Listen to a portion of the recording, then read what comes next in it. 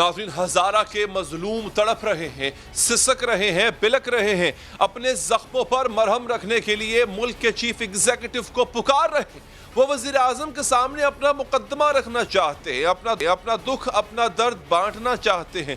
ان کی خواہش ہے کہ حکومت کے سربراہ ان کی بات سنیں، ان کا دکھ سمجھیں۔ وزیر اعظم سے ملے بغیر وہ اپنے پیاروں کو دفنانا نہیں چاہتے۔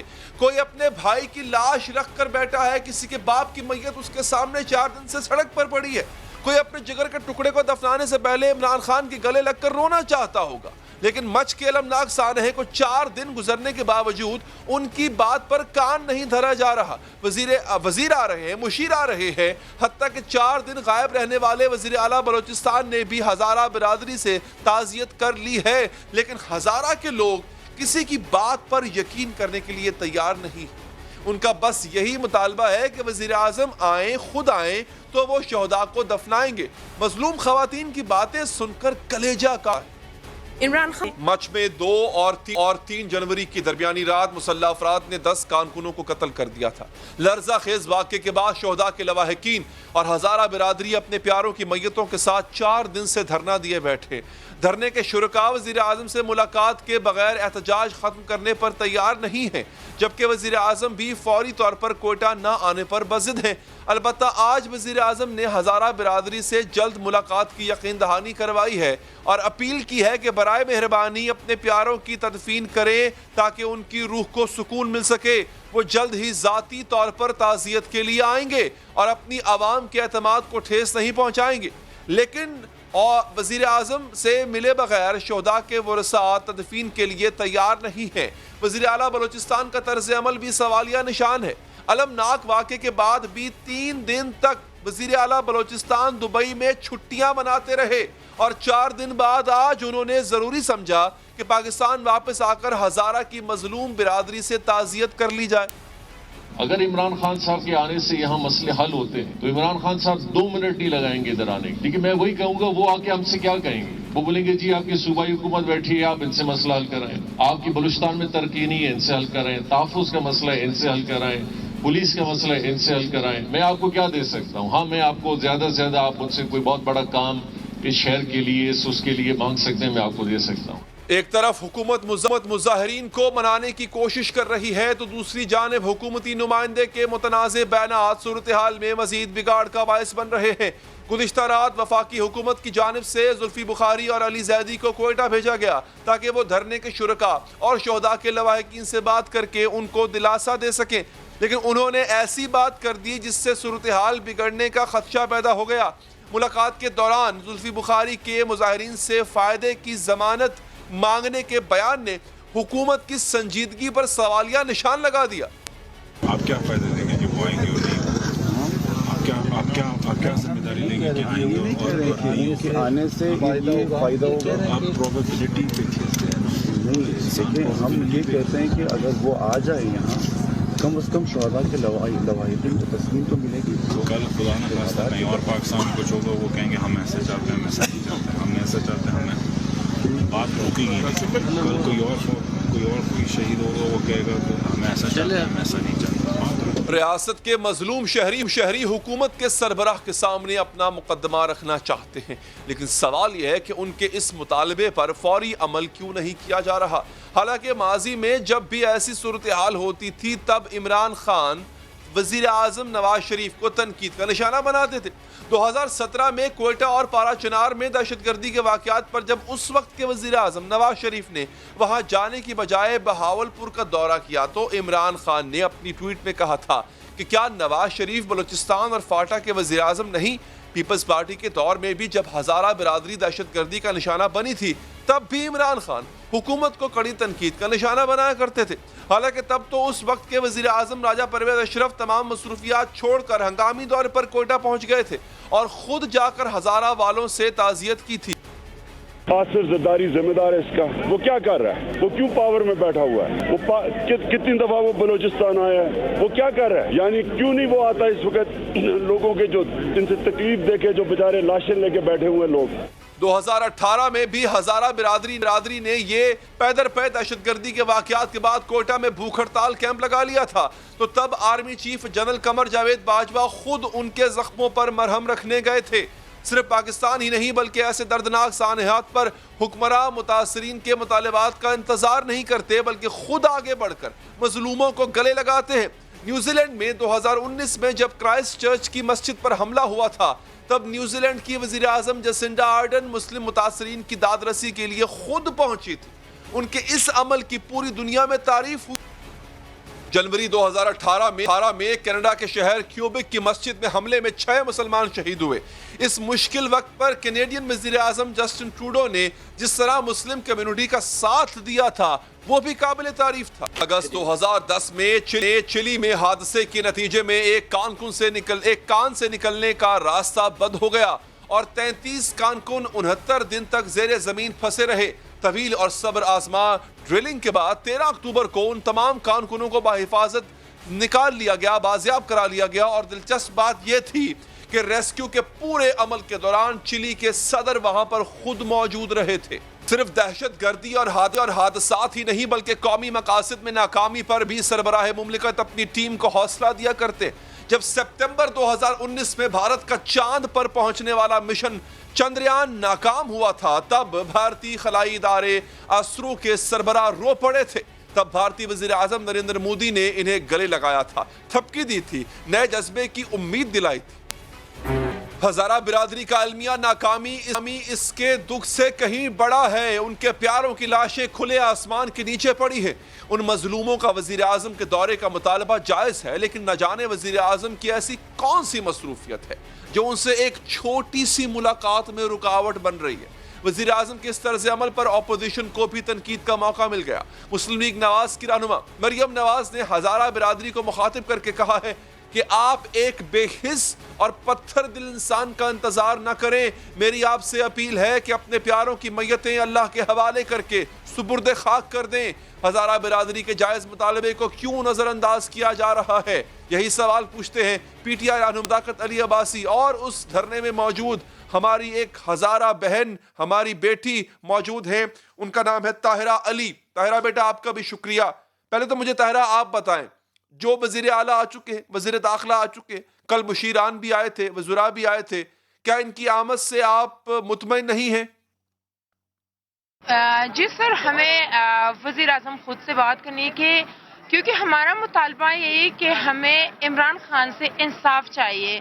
سر فرض مثال اگر میں مثال دوں کہ ہم کسی گھر میں جاتے ہیں تو ہم اس کے بڑے سے بات کرتے ہیں، اسی طرح ہم عمران خان سے بات کرتے ہیں۔ جس طرح باقی حکمرانوں کو بیچتے، کوئی ہمیں پیسے کی ڈیمانڈ کرتے، کوئی کچھ کرتے۔ سر ہم یہاں پہ لاشیں بیچنے نہیں آئے ہیں، ہم نے اپنا بھائی کھویا ہے، اپنا بہت عزیز کھویا ہے، تو ہمیں انصاف چاہیے، ہمیں پیسے وغیرہ کچھ بھی نہیں چاہیے۔ ٹھیک ہے، اور وہ تبھی آپ کا مطالبہ پورا ہوگا جب عمران خان صاحب خود آئیں گے۔ ٹھیک ہے، صداقت علی عباسی صاحب، بڑی سمپل سی ڈیمانڈ ہے سر، مطلب ایسا نہیں کہا جا رہا کہ چاند تارے توڑ کر لائیں، اور ایسی کوئی انہونی ڈیمانڈ بھی نہیں ہے جو دنیا میں کبھی پہلے نہ ہوئی ہو۔ کئی مثالیں میرے سامنے موجود ہیں۔ تو سر یہ سمپل سی بات پوری کرنے کے لیے وزیر اعظم صاحب چند گھنٹے کے لیے، یہ نہیں کہ ان کو پورا ہفتہ نکالنا پڑے گا، چند گھنٹے کے لیے ان کے پاس آ نہیں سکتے کیا؟ علی عزیز صاحب بہت شکریہ۔ سب سے پہلی بات کہ اتنا دردناک اور افسوسناک واقعہ ہے کہ اس کے جو ہم حکومت میں بیٹھے ہوئے ہیں، تو جو بھی آپ باتیں کر رہے ہیں وہ ساری آپ کی باتیں لاجیکل لگ رہی ہیں، اور جو شاید میں توجہ دوں گا اس مشکل پوزیشن پہ شاید اس کی لاجک نظر نہ آئے، لیکن بات یہ کہ واقعہ ہو گیا اور بہت ہی خوفناک دردناک واقعہ ہے۔ حکومت نے امیڈیٹلی رسپانس دیا، اور دو جو انتہائی اہم ترین لوگ تھے، ایک وزیر داخلہ جو کنسرن تھے ساری انٹرنل سیکیورٹی کے، اور دوسرے وہاں کے ایم این اے اور ڈپٹی اسپیکر جو تیسری بڑی پوسٹ ہوتی ہے پارلیمنٹ میں، ان کو بھیجا تاکہ لوگوں کی دلجوئی ہو، اور ان کو پہلے تو یہ یقین لگے کہ ان کے جتنے مطالبات ہیں وہ سنے جائیں اور مانے جائیں، اور جو ڈیسیجن انہیں آن دا اسپاٹ کیونکہ وزیر داخلہ کریں، اور وہ وہاں گئے بھی۔ اس کے بعد تھوڑی سی یہ اس کو ٹچ ڈالنے کے لیے کہ ہزارہ کمیونٹی میں شاید ایک خاص فرقے کے لوگ ہیں، تو اس فرقے کی جہاں ایکسیپٹیبلٹی ہے، دو وزراء کو بھیجا گیا تاکہ وہ ان کی دلجوئی کریں اور اس معاملے کو مزید سر ٹھنڈا دیکھیں کریں نا، اور بات ان کو وہی یہ آ یقین جاتی دلائیں ہے کہ کہ وہ حکومت جیسے بھی ہیں، دیکھیں وہ بھی ہیں، ٹچ ڈالا گیا یا نہیں ڈالا گیا، وہ سب سے پہلے پاکستانی ہیں، وہ پاکستانی ہونے کی حیثیت سے یہ حق رکھتے ہیں. جیسے میں حق رکھتا ہوں کہ میرا وزیر اعظم اگر مجھے کہیں چاہیے تو میں بلا سکتا ہوں اپنے وزیر اعظم سے بات کرنے کے لیے، اگر مجھے ان سے کچھ ان تک پہنچانا ہے تو میں فریاد کر سکتا ہوں نا. ایسے وہ بھی فریاد کر رہے ہیں. سر جسنڈا آرڈن آ جاتی ہے، کرائسٹ چرچ میں حملہ ہوتا ہے، ایک کافر ملک کی کافر حکمراں اپنے غیر مذہب لوگوں سے ملنے دلاسا دینے آ جاتی ہے، مگر ریاست مدینہ کا مسلمان حکمراں مسلمانوں کے مرنے پر مسلمانوں کی لاشوں پر نہیں آ رہا. تو سر یہ پھر چیخیں گے نا. علی میں نے کہا ہے کہ آپ جو باتیں کر رہے ہیں وہ آپ you are on the safer side and I am on the kind of difficult side, تو اس لیے آپ کی باتیں زیادہ اٹریکٹیو لگ رہی ہیں. لیکن مجھے بات مکمل کرنے دیں. جو آپ نے کہا کہ انہوں نے آگے سے یہ کہا کہ اگر وزیر اعظم ادھر آئیں گے تو ہر جگہ پھر جانا پڑے گا، یہ اتنی بڑی لمبے 4-5 گھنٹوں کی ڈیبیٹ میں اگر کوئی ویڈیو کلپ جب آپ کنونس کر رہے ہوتے ہیں، اب طرح طرح کے آرگیومنٹس دیتے ہیں تاکہ وہ اٹھ جائیں، وہ وہاں پہ جنازے تدفین کر دیں، وہ احتجاج کو اپنا غصہ پھینک دیں، غصہ تھوک دیں. یہ آرگیومنٹس کے دوران باتیں ہوتی ہیں، کچھ تلخ بھی ہو جاتی ہیں. اگر آپ نے میں نے یہ جو اسلام آباد اسامہ ستی کا معاملہ تھا، سب سے پہلے میں نے وہاں پہنچا تو مجھے بڑی ڈیفیکلٹی ہوئی، بڑا ان سے آرگیو کیا. دیکھیں معذرت کے ساتھ سر، ایسے موقع پہ التجا کی جاتی ہے، ریکویسٹ کی جاتی ہے، آرگیومنٹ نہیں کیا جاتا، بحث نہیں کی جاتی ہے. پتہ نہیں یہ کون سا نیگوشیشن کا طریقہ ہے. اٹھانا ہو تو پھر آپ تو طاقت کے ذریعے بھی اٹھا سکتے ہیں. لے آئیں واٹر کینن، اٹھ جائیں گے بیچارے. وہاں پہ ان کی کیا اتنی طاقت ہے کہ وہ بیٹھے رہیں گے وہاں پہ اگر اسٹیٹ اپنی طاقت استعمال کرے تو. آرگومنٹ نہیں ہوتا. اچھا بہن مجھے یہ بتائیے، اب جو وزراء آئے تھے آپ کے پاس کل، ان کی بات سے کچھ مطمئن ہوئے آپ؟ نہیں سر، ہم اس لیے مطمئن نہیں ہو رہے ہیں کہ ہمیں پیسے کی ڈیمانڈ کر رہے ہیں. سر ہم یہاں پہ نہ ہی لاشیں بیچنے آئے نہ پیسے لینے آئے. کیوں لوگ مجھے مطلب ہمیں پیسے کی لالچ دے رہے ہیں کہ آپ پیسے لے لو؟ اگر فرض مثال میں ان وزراء کو میں خود 5 کروڑ دینے کے لیے تیار ہوں، وہ کسی اپنے عزیز کا سر کاٹ کے مجھے دے، کیا وہ لوگ کر سکتے ہیں؟ یہ بہت بڑی بات ہے. پیسے کس نے آفر کیا آپ کو بہن؟ پیسے کس نے کہا کہ پیسے لے لو ہم سے؟ کچھ رات پہلے جو وزیر داخلہ ہے کیا ہے، اس نے ہمیں 25 لاکھ کا آفر کیا تھا کہ یہ آپ لوگ نا یہ تدفین کر دو. یہ پھر ہم لوگوں نے یہ راضی نہیں ہوئے کیونکہ ہمیں پیسے کی ضرورت نہیں ہے، ہمیں بس انصاف چاہیے، اور وہ بھی عمران خان ہمیں لکھ کے دے کہ یہ واقعہ دوبارہ آپ لوگوں کے ساتھ نہیں ہوگا. ٹھیک، دراصل وہ امداد کی بات میرے خیال ہے کر رہے ہوں گے. ٹھیک، عباسی صاحب میں دوبارہ آتا ہوں زلفی بخاری صاحب کے بیان پہ.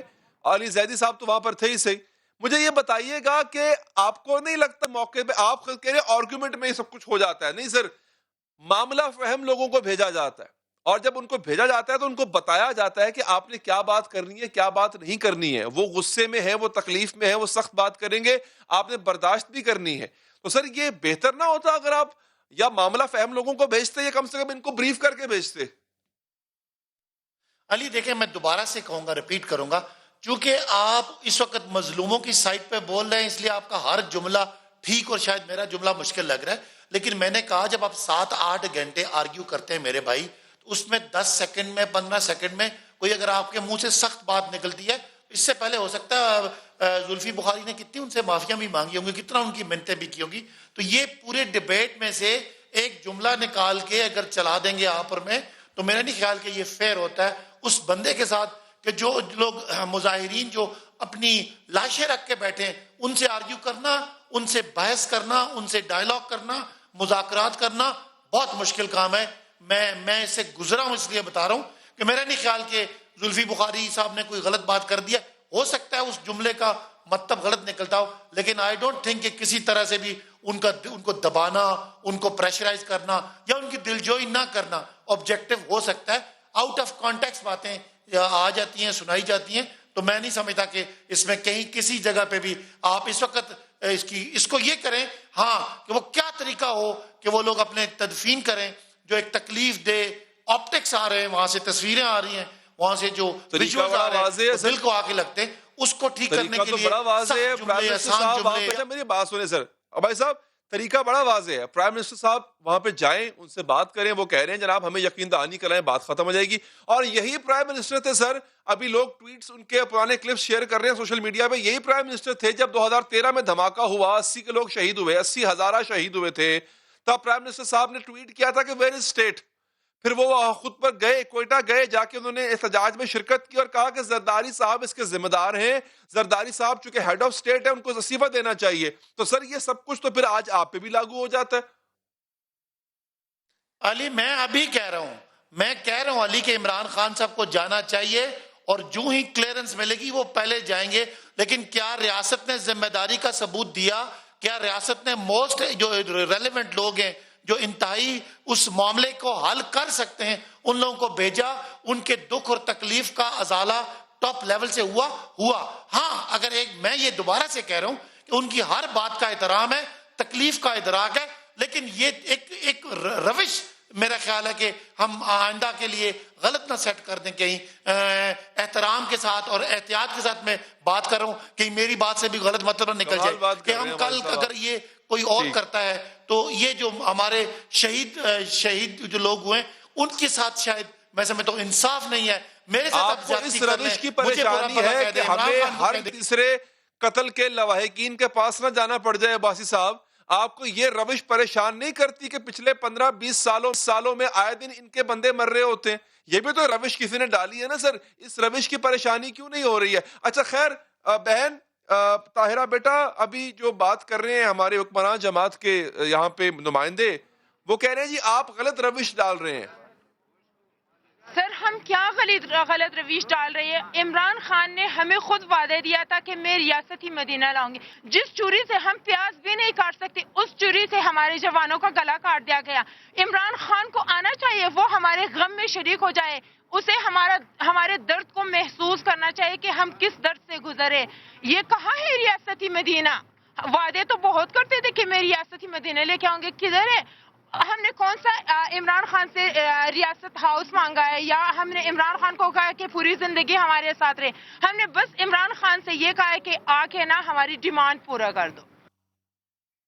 ٹھیک ہے طاہرہ بیٹا, پوری قوم آپ کے غم میں برابر کی شریک ہے. امید کرتے ہیں ریاست اس سے بڑھ کے آپ کے لیے کچھ کرے.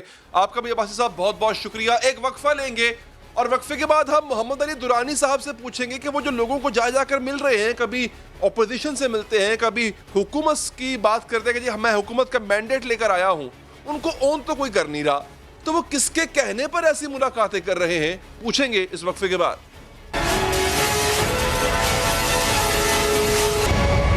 ناظرین, اپوزیشن نے حکومت کے خلاف طبل جنگ بجا رکھا ہے. شہر شہر جلسے کیے جا رہے ہیں, وزیر اعظم سے مستعفی ہونے کا مطالبہ کیا جا رہا ہے.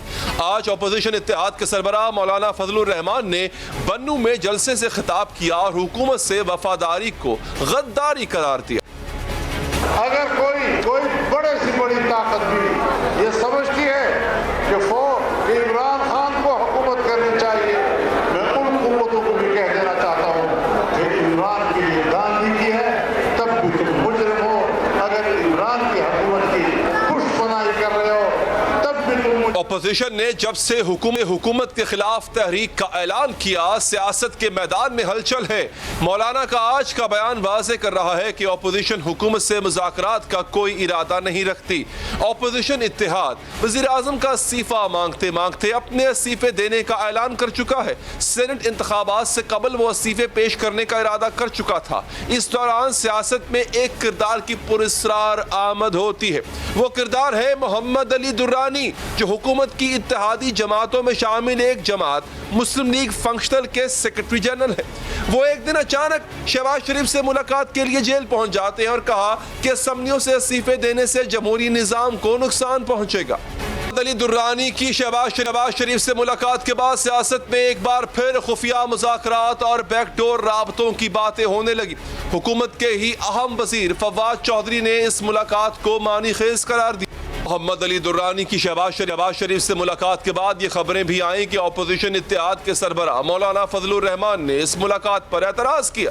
انہوں نے کہا کہ ہم تو اسٹیبلشمنٹ کے خلاف نکلے ہیں, پھر ان سے بیک ڈور رابطے کیوں کیے جا رہے ہیں. لیکن پھر محمد علی درانی مولانا فضل الرحمان سے ملنے بھی جا پہنچے. ताहम मौलाना फजलुर रहमान ने हुकूमत से मुज़ाकरात के किसी भी इम्कान को मुस्तरद कर दिया। हुकूमत के साथ इस वक्त मुज़ाकरात की बात करना अवाम को मायूसी की तरफ धकेलने वाली बात है। मौलाना फजलुर रहमान ने भी मोहम्मद अली दुर्रानी की बात न मानी और हुकूमत ने भी यही मौक़िफ़ इख्तियार किया कि उन्होंने मोहम्मद अली दुर्रानी से मुज़ाकरात कराने के लिए नहीं कहा है। इस दौरान कौफ लीग के सरबराह चौधरी शुजात हुसैन का बयान सामने आया, जिसमें उन्होंने हुकूमत को अपोजिशन से मुज़ाकरात का मशवरा दिया और हुकूमत ने यह तासुर भी देने की कोशिश की कि शहबाज शरीफ और मोहम्मद अली दुर्रानी की मुलाकात के बाद नून लीग में भी फूट पड़ चुकी है। लेकिन सवाल तो यह है कि ना तो हुकूमत ने मोहम्मद अली दुर्रानी को कोई मैंडेट दिया, ना अपोजिशन उनकी बात तस्लीम कर रही है। फिर उन्होंने किसके कहने पर मुज़ाकरात का ये डोल डाला था? इसका जवाब मोहम्मद अली दुर्रानी से ही मिल सकता है। इस वक्त हमारे साथ मौजूद है दुर्रानी साहब, शुक्रिया आपके वक्त का। No one ons you sir, आपको ना हुकूमत ने मैंडेट दिया, अपोजिशन आपकी बात नहीं मान रही है। दोनों फरीकैन में सुलह के लिए जरूरी है कि आपको किसी एक की हिमायत हासिल हो, लेकिन ऑपोजिशन ये कह रही है कि जो हुकूमत का वफादार है वो गद्दार है। यानी ऑपोजिशन का सरबराह, पीडीएम का सरबराह आपको गद्दार समझते, आपको हुकूमत ओन नहीं कर रही। तो सर फिर ये आपका आना जाना किसके कहने पे? आपको खुद से ख्याल आया कि आप ये काम करेंगे? बिस्मिल्लाहिर्रहमानिर्रहीम। अली देखें, बात यह है कि मैंने जो ऐसी कोई चीज कही नहीं जिसको किसी को ओन करना चाहिए या किसी को डिसओन करना चाहिए। मेरा तो इतनी सी बात थी कि इस वक्त के हालात के अंदर मुल्क और कौम का फायदा ये तकाजा करता है कि आपस में डायलॉग होना चाहिए, और जो इस्तीफों का अमल है उसको इस्तीफे देने के बाद भी तो डायलॉग करना पड़ेगा ना, उससे पहले ही डायलॉग हो जाना चाहिए। और तीसरी बात जिस पे अभी भी मैं इंसिस्ट कर रहा हूँ कि बैक टू पार्लियामेंट, कि पार्लियामेंट में जाके अपने इश्यूज को और अपनी बातों को वहां पे रिजॉल्व करना चाहिए, क्योंकि जिस मुल्क में आइन हो, कानून हो, उसमें पार्लियामेंट को ऑनर किया जाना चाहिए। जिस वक्त मैंने ये बात कही थी उस वक्त इस्तीफे हाथों में लहरा रहे थे, उस वक्त लॉन्ग मार्च के ऐलानात हो रहे थे, लेकिन एक इस तरह का पब्लिक प्रेशर और एक इस तरह का माहौल बना कि आज अल्लाह की मेहरबानी से इस्तीफे भी पेंड हो चुके हैं, सेनेट के इलेक्शंस भी हो रहे हैं, और एक ये तो मैं कतई नहीं कहता कि जी टकराव बिल्कुल खत्म हो गया है, लेकिन टकराव की नाकाबिले वापसी इकदाम जो थे उनसे हमने किसी हद तक कौम को रिलीफ दिलवाई है। और मैंने ये भी कहा था कि इस सिस्टम में जो डायलॉग हमने से मुराद सर, जो मैं पहलू समझना चाह रहा हूँ वो यही है कि ये हम कौन थे? मतलब आप क्या अकेले हैं जो वन मैन आर्मी हैं? आपको किसी ने कहा था, किसी ने मैंडेट दिया? देखिए, हुकूमत कह रही है हमने आपको मैंडेट नहीं दिया, ऑपोजिशन आपको उल्टा कह रही है कि आप हुकूमत के लिए एनआरओ मांगने आ रहे हैं हमसे। तो ये जो हम हैं आपके पीछे दुर्रानी साहब, ये हम कौन है? देखिए, मैं जो बात कर रहा हूं ना वो इस वक्त एक पूरी कौम की बात है, वो पाकिस्तान के अवाम की सोच है, वो पाकिस्तान के मुस्तकबिल की सोच है, और वो जमहूरियत की सोच है, और वो आइन की सोच है कि भाई जब भी कोई इशू आए, कोई कॉन्फ्लिक्ट आए, उसके ऊपर अपने अपने आप मुज़ाकरात की बात कह रहे हैं कि जी हुकूमत भी मुज़ाकरात के लिए तैयार नहीं है, अपोजिशन भी तैयार नहीं है। मैंने हमेशा कहा है कि अगर दोनों तैयार नहीं है तो फिर तो मुज़ाकरात और जरूरी हो जाते हैं। तीसरी बात, अब आप ये कह रहे हैं कि जी ये मुज़ाकरात जो है और ये नताइज करने का अख्तियार किसके पास है? देखिए, जमहूरियत के अंदर अख्तियार जो होता है वो किसी एक जगह पे मरकूज नहीं होता। अख्तियार हकीकत में पार्लियामेंट के पास होता है, और पार्लियामेंट दो पहियों पे चल रही होती है, एक ऑपोजिशन होती है और एक हुकूमत होती है। जब मैंने गुफ्तगू का आगाज किया तो मैं ऑपोजिशन लीडर के पास गया, और उससे मकसद यही था कि सबसे ज्यादा जो बेसिक हैसियत रखने वाले फर्द हैं उनसे बात का आगाज किया जाए। उसके बाद मैंने जिस से भी मुलाकात की है, मैंने हमेशा कहा है, मौलाना फजलुर रहमान साहब से मेरी मुलाकात हुई, लेकिन उसको सरफेस पे नहीं आना था, वो शायद हो गई होती और आप आज पूछते कि आप किससे मिले हैं, मैं कोई नाम ना लेता, लेकिन वो किस बावजूद वो मीडिया पे आ गई, तो उसके बाद हमने आके बात कर ली। मेरे पास जो मैंडेट है, मैं अपने आप को, मुझे मेरी पार्टी ने मैंडेट दिया है कि आप जाके के इस डायलॉग को शुरू करें। और मैं समझता हूँ कि मुझे पाकिस्तान के हर बच्चे ने, पाकिस्तान के हर इदारे ने, आज पाकिस्तान का कोई ऐसा इदारा नहीं, कुछ इदारे ऐसे होते हैं जो बोल सकते हैं, हुकूमत बोल सकती है, अपोजिशन बोल सकती है, अदलिया नहीं बोल सकती, एस्टैब्लिशमेंट नहीं बोल सकती, ब्यूरोक्रेसी नहीं बोल सकती, और जो बोल सकती हैं या नहीं। सर आज साहब अगर उन्होंने आपको आज अपना तर्जुमान बना दिया है और आपकी पार्टी ने आपको ये मैंडेट दे दिया है, तो तब आपकी पार्टी कहां थी सर? और इनफैक्ट अदब के साथ आप खुद कहां थे जब 2014 में कादरी साहब निकले थे और कहते थे कि मैं शहीद हो जाऊंगा वहां पर जाके, और जो हमें रोके उसको भी शहीद कर दो? तो वो जो दर्द सर आज जागा है, वो दर्द पहले क्यों नहीं जागा था जब 126 दिनों का धरना हो रहा था, जब ऐसे ही एक डेडलॉक की सूरत हाल थी? जी, बड़ा आपने माशाल्लाह। देखिए, बात यह है कि उस वक्त एक फर्क था। उस वक्त अपोजिशन कह रही, उस वक्त हुकूमत और हुकूमत की पार्लियामेंट में मौजूद तमाम पार्टियां हुकूमत पे ये दबाव डाल रही थी कि इस इशू को डायलॉग के जरिए रिजॉल्व किया जाए। और उस वक्त की जो, अगर आप देखें कि उस वक्त की एस्टैब्लिशमेंट ने प्रोएक्टिवली इन्वॉल्व होकर इस इशू को रिजॉल्व करने के लिए एक किरदार अदा किया था।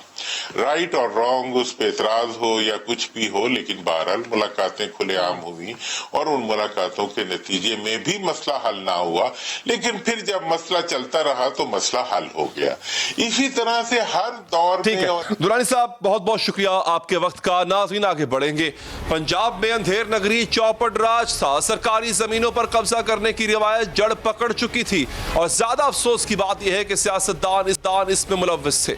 इससे भी ज्यादा अफसोसनाक बात यह है कि जमीनों पर कब्जा करने वाले ज्यादातर अफराद का ताल्लुक मुस्लिम लीग नून से है, जिससे अंदाजा किया जा सकता है कि यह सब कुछ सरकारी सरपरस्ती में किया जा रहा था। अवामी नुमाइंदे सरकारी जमीनों को हड़प कर रहे थे, जाती फायदे उठा रहे थे और सरकारी मशीनरी बेबस थी। लेकिन फिर महकमा एंटी करप्शन पंजाब ने कार्रवाई की और कमाल कर दिया। 50 से ज्यादा सियासतदानों और बाअसर कब्जा माफिया के खिलाफ मुकदमे दर्ज कराए, वो अराजी वागुजार कराई जिस पर 30 साल से कब्जा था।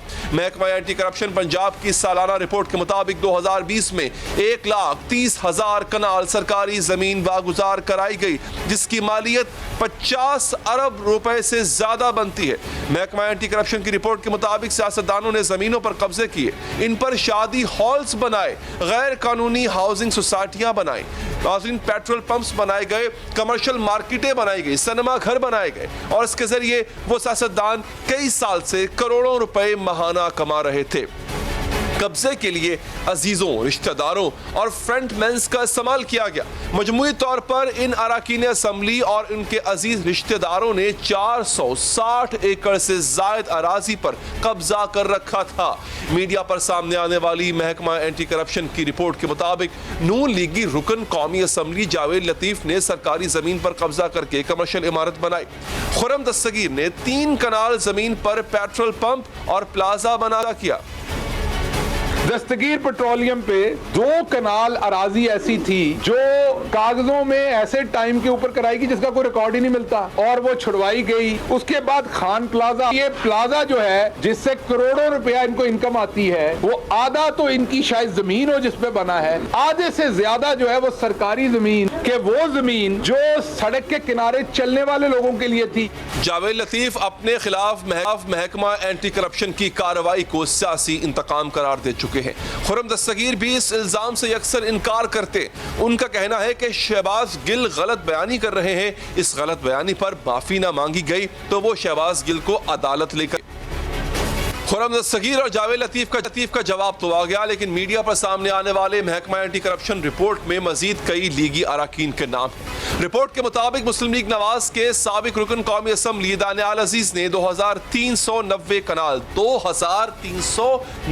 कनाल सरकारी जमीन गैर कानूनी तौर पर अपने नाम अलॉट करवाई। साबिक लीगी MNA चौधरी अशरफ ने 25 एकड़ सरकारी जमीन गैर कानूनी तौर पर अपने नाम अलॉट करवाई।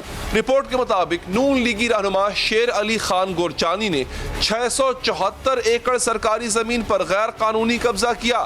نون لیگ کے سابق رکن پنجاب اسمبلی میر بادشاہ قیسرانی نے 400 ایکڑ سرکاری زمین اپنے نام کروائی۔ نون لیگ کے اہم ایم پی اے اعجاز احمد نے 971 کنال سرکاری زمین اپنے نام الاٹ کروائی۔ تاہم محکمہ اینٹی کرپشن پنجاب نے تمام اراضی واگزار کرا کے اس پر بنی ہوئی تجاوزات کو گرا دیا ہے۔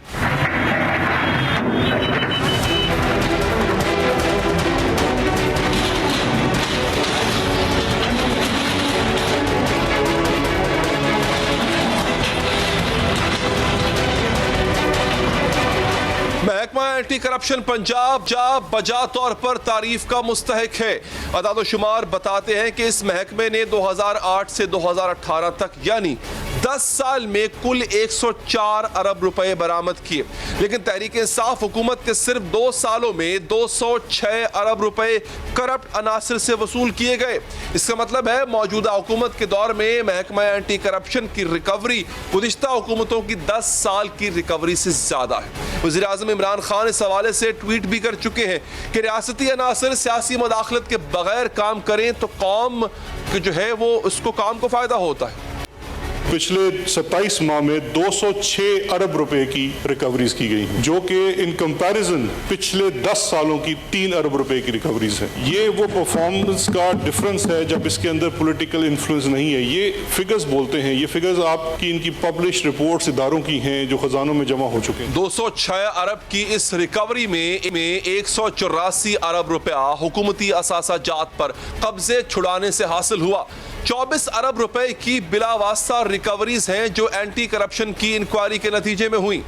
رقوم کی بازیابی اس بات کا واضح ثبوت ہے کہ کارروائی درست تھی، لیکن مسلم لیگ نواز پھر بھی محکمہ اینٹی کرپشن کی کارروائی کو اپنے خلاف انتقامی کارروائی کہتی ہے۔ لیگی رہنما عطا تارڑ تو دھمکیاں دینے پر اتر آئے۔ ڈی جی اینٹی کرپشن ہو، میں نام لے کر کہتا ہوں گوہر نفیس، ہم آپ کی ایک ایک چال کو دیکھ رہے ہیں۔ آپ جو پرچے کر رہے ہیں ہمارے لوگوں کے خلاف، آپ جس طریقے سے مسلم لیگ نون کے خلاف انتقامی کارروائیاں کر رہے ہیں، آپ کی انتقامی کارروائیاں نہ رکی تو قانونی چارہ جوئی بھی کریں گے اور اسمبلی میں بھی آواز اٹھائیں گے۔ یہ میری ڈائریکٹ وارننگ ہے ڈی جی اینٹی کرپشن گوہر نفیس کو۔ محکمہ اینٹی کرپشن نے گزشتہ 10 سال کے مقابلے میں صرف 2 سال میں زیادہ رقم ریکور کی ہے اور زمینوں پر قبضہ کرنے والے زیادہ افراد کا تعلق نون لیگ سے سامنے آ رہا ہے۔ ایسا کیوں ہے؟ پوچھیں گے نون لیگ کے رہنما جاوید لطیف صاحب سے۔ میاں صاحب شکریہ آپ کے وقت کا۔ میاں صاحب یہ الزام آپ پہ بھی لگا، خرم دستگیر صاحب پہ بھی لگا، اور بھی آپ کے ساتھی نون لیگ کے موجود ہیں اس میں۔ سر یہ زمینوں پہ قبضہ تھا، اینٹی کرپشن کی کارکردگی کو سراہا نہ جائے اس پر، کیونکہ انہوں نے تو 2 سالوں میں اتنا ریکور کر لیا جتنا آپ کے پیپلز پارٹی کی 10 سالہ دور حکومت میں ریکور نہ ہو سکا۔ پہلے تو آپ کا شکریہ کہ علی حیدر آپ نے خود کہہ دیا کہ رائی ہوتی ہے تو پہاڑ بنتا ہے، یہاں تک تو آپ ٹھیک کہہ رہے ہیں۔ اب آپ نے جو نیب کے حوالے سے بات کی تو بھائی میرے آپ بتائیں کہ پرسوں ترسوں بڑا کریڈٹ لے رہے تھے پرائم منسٹر، انہوں نے کہا کہ اتنے ارب روپیہ جو ہے سینکڑوں پتہ نہیں کتنے وہ بتا رہے تھے کہ ارب انہوں نے ریکور کیا نیب نے۔ مجھے بتائیں اس میں سے کسی ایک پولیٹیشین سے 1 روپیہ انہوں نے ریکور کیا ہو تو بدنام تو آپ پولیٹیشین کو کر رہے ہیں۔ ہاں البتہ پولیٹیشین آپ نے پکڑے سارے ضرور ہیں۔ آپ مجھے یہ بتائیں کہ اب نیب نے جب ہاتھ کھڑے کر دیے، جب عدالتوں نے نوٹس لیا کہ بھئی آپ کرتے کیا ہو، آپ کیوں ایک بطور ٹول کے استعمال ہو رہے ہو، تو جب نیب سے ہاتھ ہلکا ہوا تو انہوں نے اینٹی کرپشن کو ایف آئی اے کو استعمال کرنا شروع کر دیا۔ آپ مجھے یہ بتائیں، میرا یا ایک ہمارے ساتھی اور کا آپ نے نام لیا، اس طرح بے شمار لوگوں کے، یہ 1 2 4 10 20 لوگ نہیں ہیں، یہ سینکڑوں ہمارے لوگوں کے انہوں نے اینٹی کرپشن سے کیسز بنانے شروع کر دیے۔ اور یہ کہا گیا ڈی جی اینٹی کرپشن کو، یہ کہا گیا کہ آپ نوکری پہ تب رہو گے جب آپ یہ رزلٹ دو گے۔ آپ نے بشیر محمد صاحب ایف آئی اے کے جو تھے ان کی تو گفتگو سنی لی ہوگی، اس کے بعد بھی کوئی گنجائش رہ جاتی ہے یہ کہنے کی؟ نہیں تو اس کا مطلب ہے کہ آپ یعنی میاں جاوید لطیف کا کسی زمین پہ کوئی قبضہ نہیں تھا جو انہوں نے واگزار کروائی ہے؟ میرا چھوڑ کے میری پوری فیملی میں کسی کا قبضہ نہیں تھا۔ मगर मैं तो ये वागुजार कैसे होगी सर? ये क्यों कह रहे हैं आपसे वागुजार करवाइए आपसे? मैं वही तो कह रहा हूँ कि ये बड़ी हैरानगी की बात है कि जिससे वागुजार करवाई है उसको पता नहीं है मगर वागुजार हो गई है। मैं ये बता दूं आपको, नहीं देखे ना ये साहब, ये दानियाल अजीज साहब ने 2390 कनाल सरकारी जमीन पर कब्जा किया हुआ था, ये कह रही है एंटी करप्शन की रिपोर्ट। चौधरी अशरफ ने 25 एकड़ पे किया हुआ था, शेर अली गोरचानी ने 674 एकड़ पर किया हुआ था, मीर बादशाह केसानी ने 400 एकड़ पे, फिर एक लंबी लिस्ट है सर। इनमें से किसी ने कोई कब्जा नहीं किया हुआ था मियां साहब? मैं अली हैदर, अभी तो आप सवाल कर रहे हैं मुझसे, मैंने आपको जवाब दे रहा हूं उसका कि मेरा एक मरले एक सत्ताई पर भी कोई कब्जा नहीं था। अब आ जाए जो दूसरे आप नाम ले रहे हैं, दूसरे नाम जो ले रहे हैं, मुझे कोई इल्म नहीं है कि किसी ने 400 कनाल पर या 400 एकड़ पर कब्जा किया है। जिसने किया है वो अपना जवाब देगा। मुझे आपने कोट किया है तो मैंने उसका जवाब आपको दे दिया है, मगर ये मुझे पता है कि नैब के हाथ खड़े करने के बाद इनके तमाम अहकामात जो 2.5 साल से वो कबूल कर रहे थे, इनके आर्डर को, ऐलान को, और उसी तरह मनोन अमल करते थे, मगर अदालतों के नोटिस लेने के बाद नैब पीछे हटी है। अब एंटी करप्शन और FIA जो है उसको जिली इंतजामिया के जरिए इस्तेमाल किया जा रहा है। मैं ये हल्फन बात आपको कह रहा हूं मियां साहब, ये तो बड़ी ही गंभीर सूरत हाल हो गई। देखिए, अगर तो सर ये गलत बयानी हो रही है, अगर तो मियां जावेद लतीफ ने किसी जमीन पे कोई कब्जा नहीं किया हुआ था और DG एंटी करप्शन कह रहे हैं कि हमने आपसे जमीन वागुजार करवाई है, तो सर मुझ पे अगर कोई कब्जा माशरे का इल्जाम लगाएगा मैं तो उसको अदालत ले जाऊंगा। मियां जावेद लतीफ DG साहब को अदालत लेके जाए ना सर, डेफेमेशन का केस करें। तो मैं अदालत गया हूं ना भाईजान, मैं कब कह रहा हूं कि मैं अदालत नहीं गया? मैं अभी तक आपके सामने बाहर फिर रहा हूं तो अदालतों की वजह से फिर रहा हूं। ये तो बहुत पहले से ऑर्डर कर चुके हुए हैं कि नहीं, इस खास रिपोर्ट के खिलाफ आप गए हैं अदालत में सर, जिसमें आपके खिलाफ ये चार्ज है कि आपसे जमीन वागुजार करवाएंगे?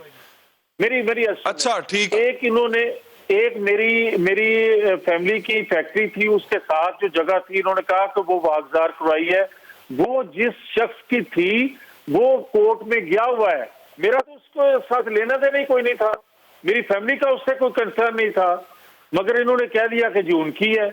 अब जिसकी थी वो कोर्ट चला गया कि ये तो जमीन मेरी है, मेरा केस चल रहा है लिक्विडेशन बोर्ड वालों से, और नाम मेरे लगा दी। अब इस तरह अगर किया जाएगा तो फिर तो ठीक है जो वो कह रहे हैं, मगर मुझे ये बताएं ये उसी तरह हो रहा है जो लंदन में नवाज शरीफ के हवाले से हुआ, खोज लगाने के हवाले से 5 अरब का नुकसान पाकिस्तानी कौम का कर दिया। इसी तरह अकबर को लगाया हुआ है मुस्लिम लीग नून पर या अपोजिशन की दीगर जमातों पर। रोज 5-6 बुजुर्ग का सिर्फ एक ही काम है कि उन्होंने आके प्रेस कॉन्फ्रेंस करनी होती है, ये कर दिया, नैब ने ये कर दिया, एंटी। चलें ठीक है मियां साहब, बहुत बहुत शुक्रिया आपके कीमती वक्त का। आगे बढ़ते हैं नाजरीन, उम्मीद बन रही है, छत का ख्वाब हकीकत बनता नजर आ रहा है। जदीद टेक्नोलॉजी से तैयार होने वाले सस्ते तरीन घर के बाद PTI हुकूमत का 50 लाख घर का दावा हकीकत का रूप धार रहा है। नाजरीन, प्रीफैब टेक्नोलॉजीज पाकिस्तान की तामीराती इंडस्ट्री में एक इनकलाब बपा करने जा रही है। 30 लाख रुपए में 3.5 मरले का घर तैयार होगा, और अहम तरीन बात यह है कि यह घर महीनों में नहीं, हफ्तों में नहीं, बल्कि सिर्फ 7 दिनों में रिहाइश के लिए तैयार हो जाएगा। और इस जदीद तरीन मकान की एक मिसाल भी सामने आ चुकी है। नया पाकिस्तान हाउसिंग स्कीम का पहला घर इस्लामाबाद में तैयार किया जा चुका है। चेयरमैन नया Pakistan housing authority lieutenant general retired Anwar Ali Haider ने इस घर का इफ्तिताह। प्रीफैब टेक्नोलॉजी की मदद से तैयार होने वाले इस घर की लागत सिर्फ 30 लाख रुपए का खर्च आया है। हौसला अफजा बात यह है कि जिस मटेरियल से ये घर बनाए जा रहे हैं वो सस्ता भी है और मजबूत भी है और माहौल दोस्त भी। ये मकान बनाने के लिए ना खुदाई की ज़रूरत है, ना ईंटों की ज़रूरत है, ना ईंटें चुनवाई की ज़रूरत है, ना रंग रोगन की परवाह करना होगी, और ना ही सीमेंट सरिये का खर्चा बर्दाश्त करना होगा। इस घर को बनाने में माहौल दोस्त मटेरियल इस्तेमाल किया जाता है जो चंद दिनों में ही रिहाइश के लिए दस्तयाब होगा। जदीद तरीन टेक्नोलॉजी से बनने वाले मकान में ना दीमक लगने का खतरा है, ना ही इस पर आग असर करेगी, ना ही इसमें बारिश का पानी दाखिल होगा। हत्ता कि 8 स्केल के ज़लज़ले में भी इस घर के महफूज रहने का दावा किया जा रहा है और बनाने वाली कंपनी इसके स्ट्रक्चर की 50 साल तक जमानत दे रही है। दुनिया को एक इनकलाब का सबका सामना है। दुनिया भर के तरक्की याफ्ता ममालिक में तामीर के अंदाज बदल रहे हैं। अमेरिका, जापान से लेकर यूरोपीय ममालिक तक प्रीफैब टेक्नोलॉजी से बनने वाले मकानात में इजाफा हो रहा है। बैनुल-अक़वामी मीडिया के इदारे फोर्ब्स के मुताबिक स्वीडन में 84% मकानात प्रीफैब टेक्नोलॉजी के तहत तामीर किए गए हैं। जर्मनी में 20% और जापान के 15% मकानात इसी सस्ती, माहौल दोस्त और तेज तरीन टेक्नोलॉजी की मदद से तैयार किए।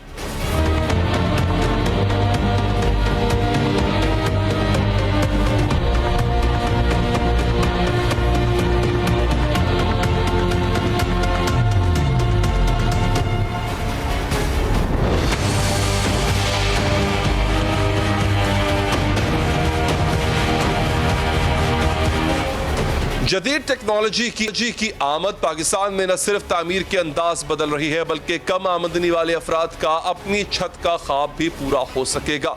कम खर्च और बालानशी की इससे अच्छी मिसाल दी नहीं जा सकती। इस टेक्नोलॉजी के हवाले से मजीद बात करेंगे। हमारे साथ हैं प्रीफैब तामीरात के माहिर, वो भी होंगी, और रुबीना आमिर साहिबा जो कि माहिर तामीरात हैं, वो हमारे साथ मौजूद हैं। रुबीना साहिबा, बहुत शुक्रिया। कुछ आपने स्टडी किया होगा इस प्रोजेक्ट को, क्या है मतलब एग्जैक्टली इसकी इंस्टॉलेशन पे कॉस्ट कितनी आएगी, ये पूरा काम होगा कैसे? इसके ऊपर इनिशियली तो अभी आपने जो प्राइस का जिक्र किया, तो वो I would like to clarify कि इसके ऊपर अभी तक, क्योंकि नई टेक्नोलॉजी है, तो इसके ऊपर कोई ऐसा अभी तक गवर्नमेंट की पॉलिसी नहीं है मॉड्यूलर हाउसिंग के ऊपर। तो जिस तरह ये आपने इलेक्ट्रिक व्हीकल्स के ऊपर ईवी के ऊपर आपने जो पॉलिसी में इंसेंटिव दिए, तो अगर इस तरह के इंसेंटिव दिए जाएंगे इन मॉड्यूलर हाउस की कंस्ट्रक्शन के ऊपर, तो आई थिंक कि उसके बाद हम प्राइसिंग आपको ज़्यादा बेहतर तौर पे बता सकेंगे, क्योंकि उसका जो हमें फ़ायदा होगा वो हम आगे कंज्यूमर तक को पहुँचा सकेंगे। अच्छा, ठीक है। अच्छा, ये अगेन उसके बाद अगर इसकी लेट से इसकी डिमांड बढ़ जाती है, तो क्या मैस लेवल पे इसकी प्रोडक्शन या इसकी अवेलेबिलिटी हो पाएगी? ये जो कंपनी है जी सोंगू, ये कोरियन कंपनी है, और इनकी एक फैक्ट्री जो है, अगर जो कि वो पाकिस्तान में लाके लगाने के लिए तैयार हैं, उनकी एक फैक्ट्री जो है वो एक साल में 18,000 घर प्रोड्यूस करेगी, यानी कि एक दिन में 50 घर। तो अगर वो एक फैक्ट्री पाकिस्तान लाके वो एक इतने घर दे सकती हैं, तो आई थिंक 2 या 3 फैक्ट्रीज जो हैं वो उनकी प्रोडक्शन खासी ज़्यादा भी जा सकती है। ये लोग ना सिर्फ पाकिस्तान में अपनी फैक्ट्रीज लगाने का अपने ही उसके ऊपर इन्वेस्टमेंट के ऊपर पाकिस्तान इन्वेस्टमेंट ला के ये यहाँ अपनी फैक्ट्रीज लगाने का सोच रहे हैं, बल्कि करना चाह रहे हैं, और आई थिंक हम इनको इनकरेज भी करना चाहिए, बिकॉज ये ना सिर्फ फैक्ट्री इधर लेके आएंगे। अच्छा, रुबीना साहिबा, ये बताइएगा कि इसमें एक और बड़ी अहम चीज़ है जो कि लोग डेफिनेटली जानना चाहेंगे, सॉरी टू इंटरप्ट यू है, इसमें इसकी जो 5 मरला और 3 मरला मकान की लागत कितनी होगी? एक एस्टिमेटेड अमाउंट जो है वो बता दीजिएगा, और ये कितने मंजिला होगा? देखिए, अब ये जो घर जो हमने अभी इस्लामाबाद में बनाया है, ये तो गवर्नमेंट की जो नया पाकिस्तान की स्पेसिफिकेशन थी 850 स्क्वायर फीट, ये घर उसके ऊपर तामीर किया गया है, सिर्फ ग्राउंड फ्लोर। ठीक है, जो उसके ऊपर की मंजिल है वो हमने बनाई है ताकि आपको ये आइडिया दे सकें कि 2 मंजिल भी बनाए जा सकते हैं। मगर अभी इसकी प्राइसिंग का इसलिए डेफिनेट नहीं बता सकते, बिकॉज अभी गवर्नमेंट के साथ बातचीत जारी है, और हमारी यही रिक्वेस्ट है कि क्योंकि नई टेक्नोलॉजी है, अगर वो कोई पॉलिसी हमें क्लियर बता सकेंगे, कोई पॉलिसी, तो हम उसके ऊपर then we can work on it. ठीक। اچھا نیکسٹ تھنگ، چلیں یہ تو آپ ان کے ساتھ گورنمنٹ کولیبوریشن کے بعد یہ پتہ چل پائے گا کیا پرائسز کیا، لیکن لیٹس ایک عام آدمی ہے وہ ایسی رابطہ کرتا ہے آپ سے اور چاہتا ہے کہ وہ مکان بنوائے اپنا اس ٹیکنالوجی کے تھرو، تو اس کو کیا ریٹ ملے گا؟ دیکھیے گورنمنٹ ہمارا کہ بھی ہمارے کلائنٹ ہیں، ہم کیونکہ پرائیویٹ کمپنی ہے تو naturally will be looking at private investors یا ڈیولپرز کو بھی ہم کیٹر کریں گے پرائیویٹلی بھی، مگر ہماری پوری اپنی کوشش یہی ہوگی کہ ہم پرائسز کو جتنا بھی کم سے کم سطح پہ لا سکیں تاکہ نہ صرف یہ یعنی کہ یہ ان لوگوں تک پہنچ سکے یہ وہ گھر جو کہ نیا پاکستان میں اپلائی کر لیں. ہمارا بیسیکلی ٹارگٹ یہ ہے کہ ہم ان لوگوں کو بہتر لیونگ پرووائڈ کر سکیں. اچھا روبینہ صاحبہ، کسی بھی مکان میں دو چیزیں بہت اہم ہوتی ہیں، ایک تو اس کی ڈیوریبلٹی اور دوسرا اس کی سیکیورٹی، تو کیا دونوں چیزوں کو مد نظر رکھا گیا؟ ایگزیکٹلی اس کی جو اور یہ اس میں ان کے پاس سرٹیفکیشن موجود ہے، لائک ان کی جو ڈیوریبلٹی ہے مین اسٹرکچر کی، اس کی وہ گارنٹی دے رہے ہیں 50 years and it can go beyond that. اس میں یہ جو گھر ایز اٹ از جو ابھی بنا ہوا ہے یہ 6.3 تک کا ارتھ کویک لے سکتا ہے کا برداشت کر سکتے ہیں، اور یہ ارتھ کویک ایریاز میں 8.6 تک بھی جا سکتے ہیں. اس میں یہ اور ان کے پاس انٹرنیشنل اس کی سرٹیفکیشن ہے، یہ فائر ریزسٹنٹ ہے، اور اس کا جو اس کے جو کوڈز ہیں ریزیڈینشیل کوڈز وہ انٹرنیشنل UK اور US سرٹیفائڈ ہیں. اور اس کی جو انسولیشن ہے کسی بھی کنڈیشن کسی بھی ویدر کنڈیشن کو یہ وہاں پہ انسٹال ہو سکتا ہے، لائک اگر کوئی چاہے تو پنجاب کے بالائی علاقوں میں بھی جا سکتا ہے، ناردرن ایریاز میں بھی لگا سکتا ہے، کسی بھی ویدر کنڈیشن میں یہ لگ سکتا ہے. ایگزیکٹلی اس کی جو انسولیشن ہے وہ ٹیسٹڈ ہے کہ یہ برک سے 46 ٹائمز بہتر انسولیشن دیتی ہے. اوکے، بالکل ٹھیک ہے، بالکل ٹھیک. بہت بہت شکریہ روبینہ صاحبہ کہ آپ نے ہمیں ان تمام تفصیلات کیا. بڑا امپورٹنٹ پروجیکٹ ہے اور بہت ہی میں سمجھتا ہوں کہ کارآمد چیز ثابت ہو سکتی ہے. یس ڈیفینیٹلی جو چیز میٹر کر رہی ہے عام آدمی کے لیے وہ یہ کہ اس کی ہمیں قیمت کتنی پڑے گی، لاگت کتنی پڑے گی. پروگرام کا وقت ختم ہو چاہتا ہے، دیجیے اجازت، اللہ نے کے بعد.